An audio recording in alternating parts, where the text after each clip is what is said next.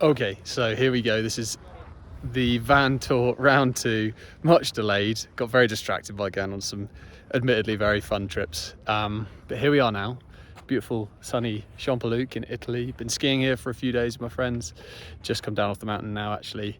And this is our last day here before on to Chamonix and then on to Engelberg in Switzerland. So it's a pretty rough life. But yeah, so I'll get straight stuck into it. This was kind of all inspired by the truck camper that I had in Canada, called Ophelia. This is that kind of gave me the idea that I wanted to build something myself and make it a little more customized. So this is a 2.2 litre CDI Mercedes Sprinter, medium wheelbase. It is an ex-DHL courier van, hence the bright yellow.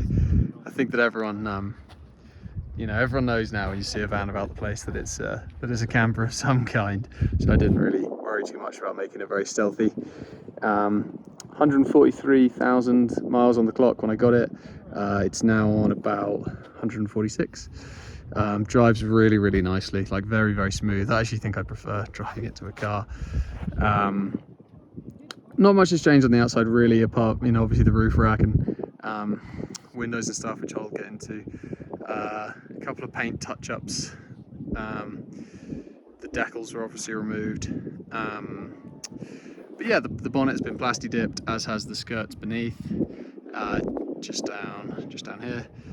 Just the most exposed areas to stop getting paint chips and stuff, but also just because I kind of like the way they like the kind of overlander look. And then I painted the wheels black, and that was about it really. Just kind of wanted to have a bit of a black and yellow theme going on. So yeah, I guess I'll start with the cab. Nice and simple, so not a huge amount has changed here. The seats were pretty destroyed. They got the classic rips in here. So I bought new seats, even though that one's not perfect, it's better than it was. And then I put a bench seat in here because it's just quite a lot more convenient. And that's about it. I made some floor mats for the floor and stuff, which are all absolutely filthy, so they're doing their job. The only real cool little addition in here is the light bar switch, which operates this guy up front. So 100% green solar energy power in that bad boy because it runs off my leisure battery. So let's get over to the other side. I'm going to have a little look at where the leisure battery sits.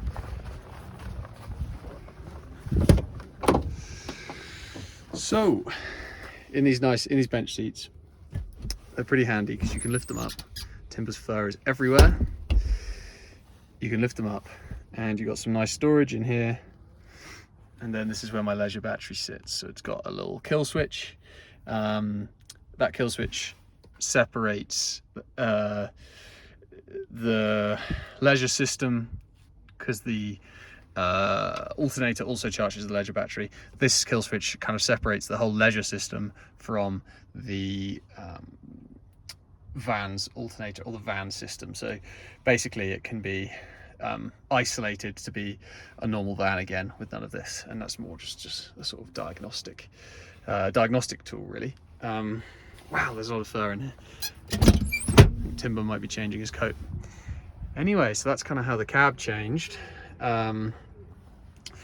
We also in the Sprinters they have a lot of headroom, so this would go up to the top of the van, which I just sort of thought that's not really gonna be very much use when you're using this kind of as just a vehicle. So built a shelf into the headliner. So this is the underside of the shelf, and this is accessible from the camper side that you'll see in a second. But yeah, it just reduces the headroom slightly in here, but not in a way that you'd notice, and provides a storage solution on the inside. So really quite handy. Yeah, I like the way these Sprinters are done, to be honest. They got loads and loads of storage up here that you can put things in, and I have a dash cam installed as well, which is I mean, maybe one day it's handy, maybe one day it's not, but it came with the van, so might as well keep it.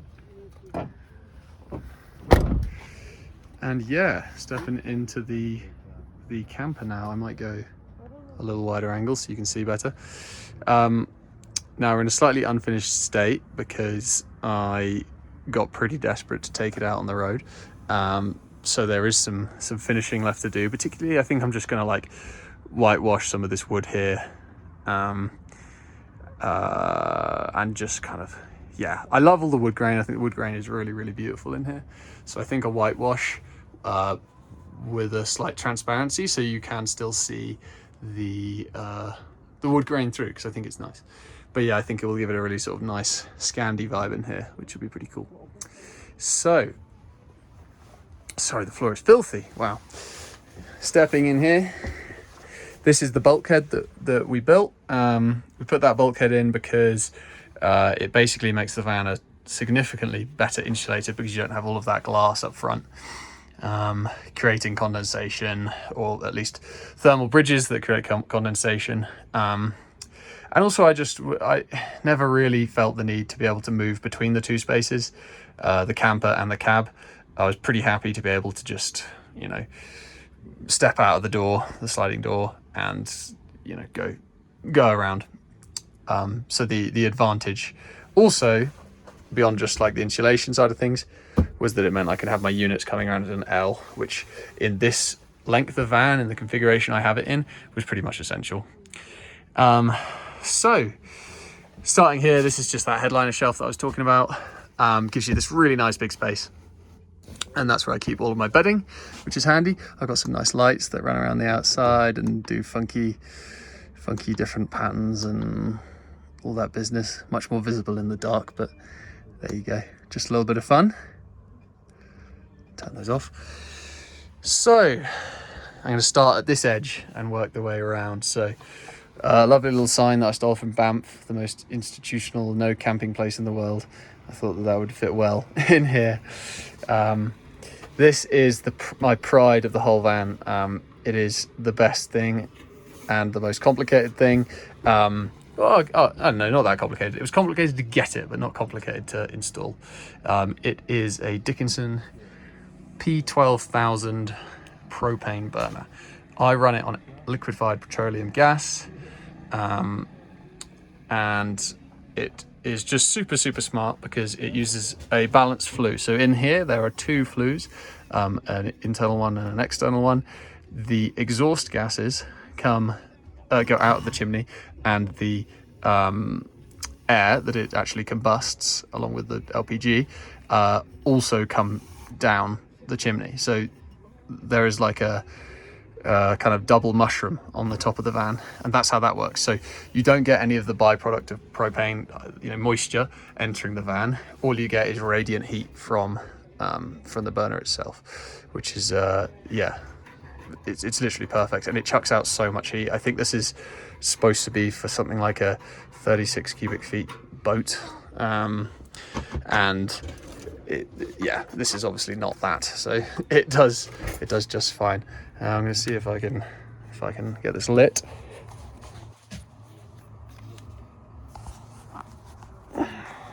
Ooh, bit awkward. Oh, very awkward. Let's just put that down for a second.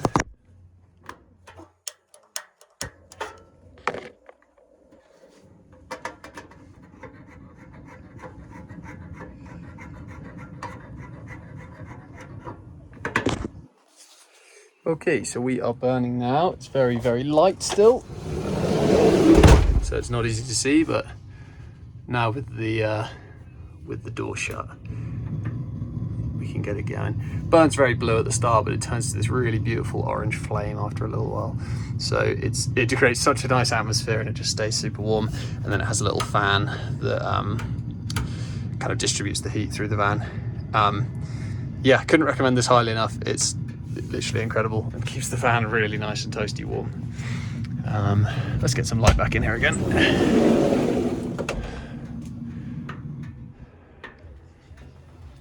So just things like storage. I've got a little shoe rack there that I put in, all my drawers,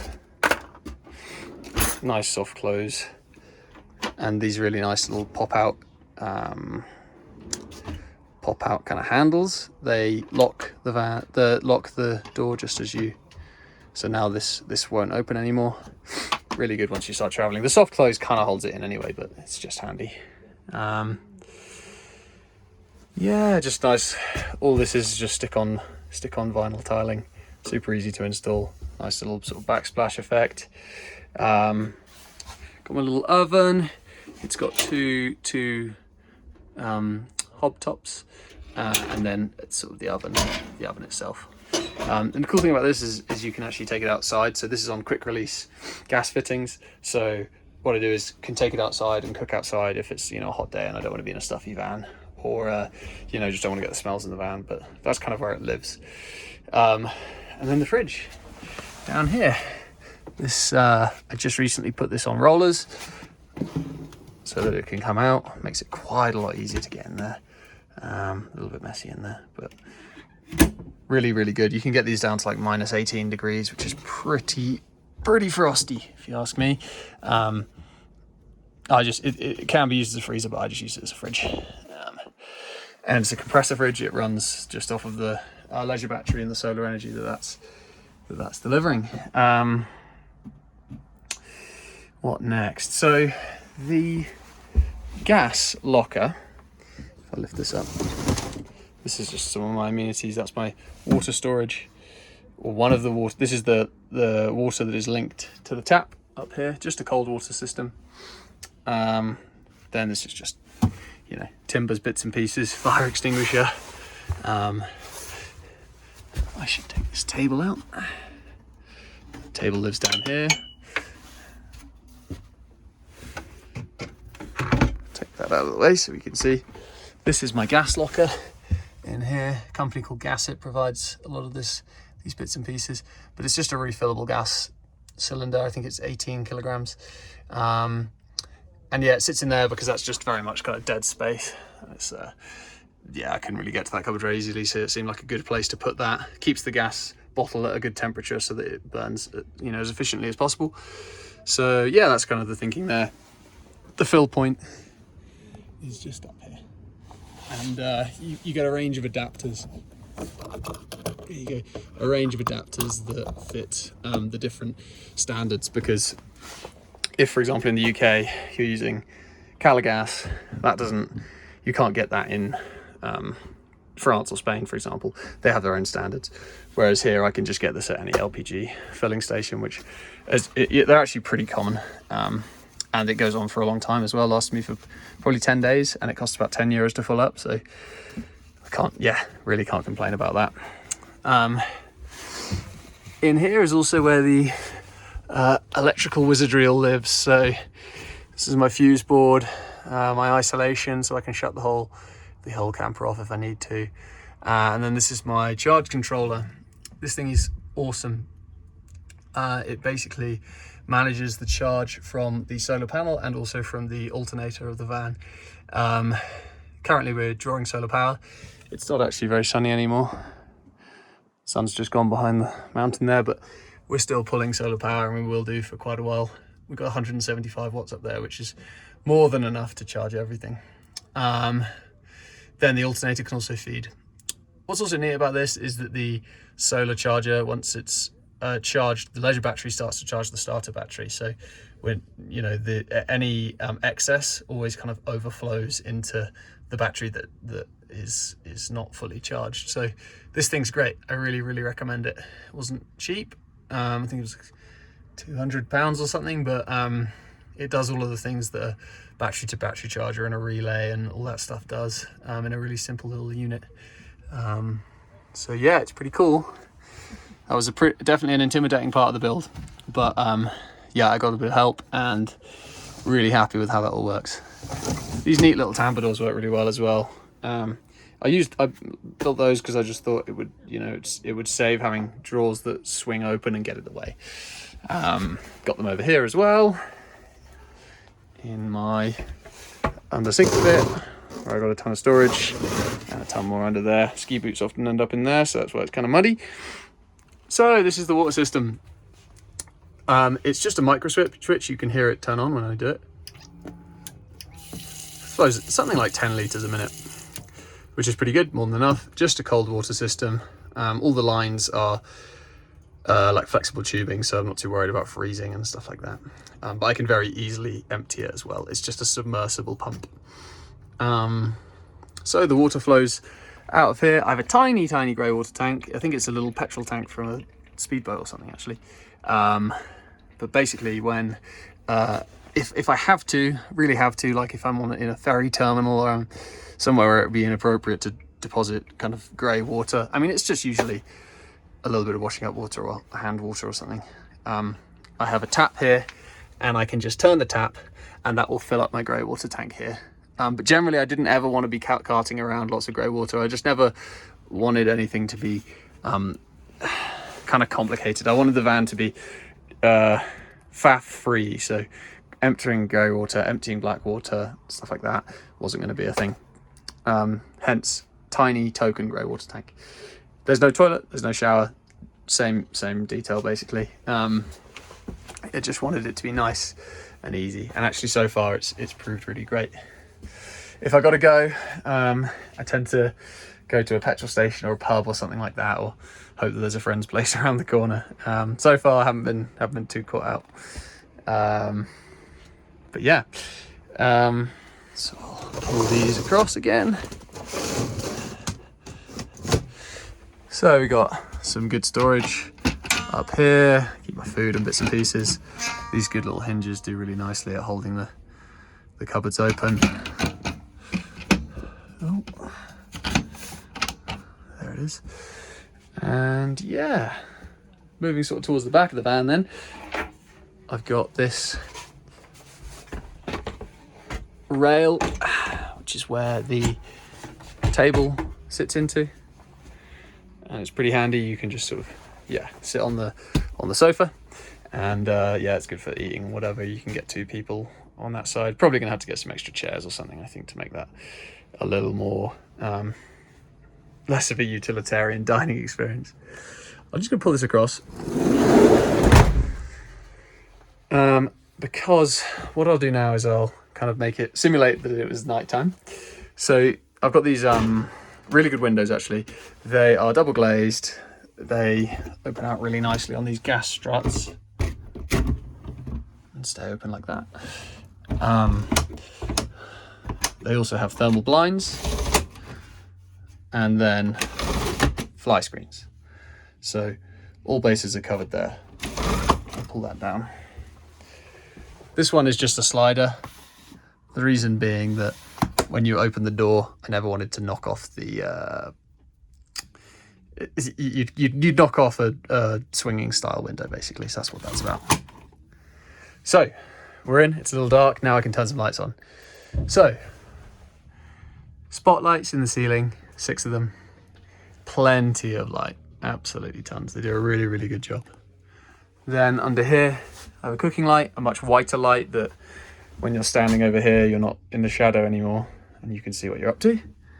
All of these are just touch, work really nicely. And then up here, finally, just a little touch light like that. two USB ports on there, 2 USB ports on here. This voltmeter just tells me what my charge is. And then I have a USB port on the fridge. And that so far has been absolutely plenty. I can charge my laptop, I can charge my speaker, I can charge everything really. So that's working really nicely. This is a wardrobe, nice open wardrobe. I didn't have a door because I wanted to be able to let my ski jackets and things dry. And then it's kind of clothes go in all those little openings. The next thing I'll do is I will get out the bed. Just more overhead storage up here, just so I can show you that. Pretty self-explanatory. Next up, let's get the bed out.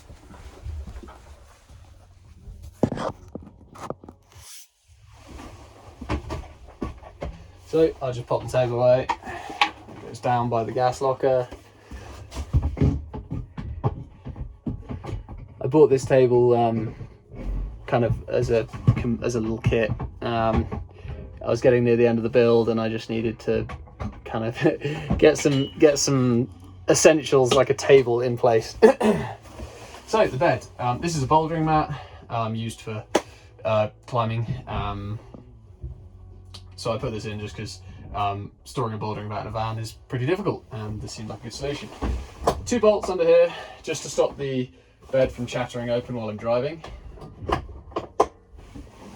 What I will do quickly, I have under bed storage that you can access through there.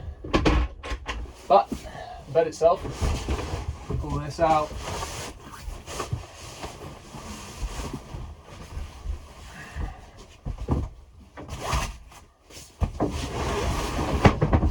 And there is the bed. I have a mattress topper as well.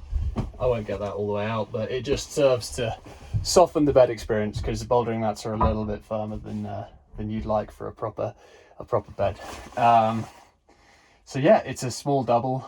I think it's 120 centimeters wide, 190 long. 2 people sleeping in it super comfortably. Like it's fine. Very comfortable with one person and a dog. So I'll just pull this back up. I have to have a little rope to lift the first bit of the bed, else you kind of the stack doesn't quite fold up properly, so you just got to help it the first bit.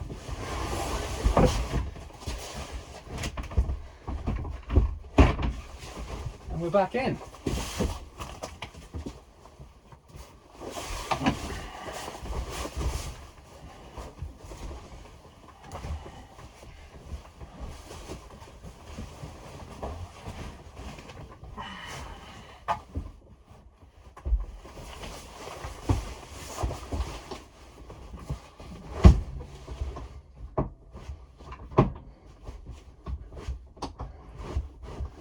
Oh, I think I got something stuck. Oh yeah, just one of my bags. Okay, it's in. It's in, and we're back.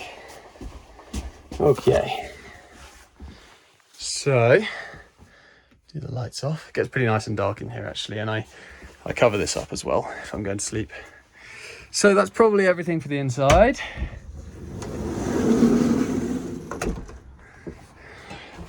Ski carnage out here. Timber, hello buddy. He's not been out there the whole time. My friends are looking after him. He's just been paused. I think they've gone to the supermarket. So, extra security on the back because well, you'll see why. I kept trade locks on the back. They can only be opened if you use the like these special keys. Much more secure. So, here we are in the back. Space for 2 bikes and then skis as well. As many skis as you like, basically. So that's the kind of little secret storage. Down under here, also got 2 big boxes and another water storage. That kind of also serves to put a bit more weight on this side of the vehicle. So that's why that's stored there. And yeah, then I've got some lights for out back, some lights for in here. And yeah, these can be accessed from the inside of the van as well, which is pretty handy, but mostly I just walk around the back here. These doors are pretty cool. They also open to 270 degrees. Like that. Both of them do that, so it's really nice when you have the bed out. This is the headboard, the back of the headboard. And when you have the bed out, you can sit there with the doors fully open and just let the morning breeze flow through the van. It's lovely. All of this grey plastic is all just recycled from the panelling that was originally in the van. Hello, Timber. You being a good boy? Yeah. So, I just realised there's one last thing I didn't show in the front. This is just cheap vinyl, by the way. Cheap vinyl from, I think, B&M. Works super well. I think it was like 30 quid. A little bit intimidating cutting the shapes, but yeah, it's like all of it. Cutting the holes in the van is also very intimidating, but actually not that difficult. And you just get stuck in, Fiamma Turbo 28, I think. Just a nice little opening hatch and then pushes or pulls there. Works really nicely. A little cold here now, so I'll shut that. We are insulated in here, 25 millimeters in the floor and 50 in the majority of the walls and the ceiling, and that's Celotex board. It's vapor barriered with Reflectix and a bunch of aluminium tape, and then finally mineral wool was also shoved in wherever I could fit it, basically. Worked really nicely. Finally, spruce board to clad the van. Makes it really nice in here. Really was a good finishing touch, and a nice material to work with. And I think it just, yeah, I really like that actually. Yeah. So the last little bit, up we go, onto the roof.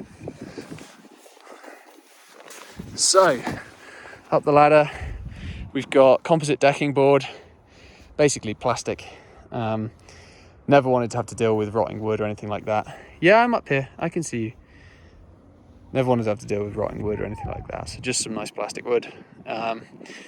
It's a couple of meters long, a couple of meters wide. Well, as near as makes no difference. Really nice space just to lie up and chill. So that's what my buddies were doing until then. And of course the lovely hairy pillow. 175 watts of solar power. It was the biggest one I could fit in, so that's why it's there. Then there's the roof vent. The little bell thing is the flue for the chimney, and then the light bar up front. And I have probably forgotten a lot of other components, but essentially there's the tour. That's the van. If you have any questions, let me know, and hopefully you enjoyed looking at it. It was quite a big process, took a really long time, longer than I thought it did, about 5 or 6 months, and there is still more to do, but I am really happy with it. My dad helped me a lot, so a big shout out to him for allowing me to use his workspace, and my mum actually for allowing me to live at home and do it. But yeah, allowing me to use the workspace and spending a lot of time with me working out the intricate details of what became an increasingly complicated project. But what's really nice now is coming to places like this and being in a dirt car park and actually being very comfortable and warm and light and bright with phone charging and running water, and right in proximity of the place to play. So yeah, I hope you enjoyed it, and if anyone has any questions, it'd be my pleasure to let you know. And yeah, if anyone else is building a van, also very happy to froth over other people's stuff, because that's even more fun than frothing over my own one. Anyways, thanks for watching.